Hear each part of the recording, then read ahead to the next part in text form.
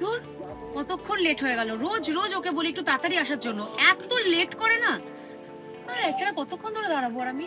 আমার ভাল লাগে না, এইভাবে রিলেশনটা রাখবো না। কোনদিন রিলেশনে সত্যি সত্যি আমি ছেড়ে দেবো।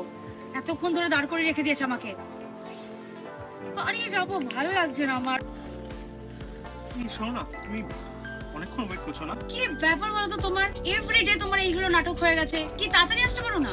সরি আমার খুব কাজের প্রেসার, জানো, সামনে প্রমোশন, অফিসের প্রেসার, একটু লেট আরে হয়ে গেল। হয়তো তোমার অফিসের স্পেশাল, তো আমি কি করব? আমার প্রেশার গুলো কে নেবে? শোনো রঞ্জয়, এভাবে যদি রোজ রোজ তুমি লেট করো না, আমি তোমার সাথে কিন্তু সম্পর্ক রাখবো না, আগেই বলে দিচ্ছি। আমাকেও সময় দিতে হবে, বুঝতে পেরেছো? তোমার ওই অফিস, তোমার ফ্যামিলি, সবসময় আমি এই বাহানাগুলো শুনবো না একদম।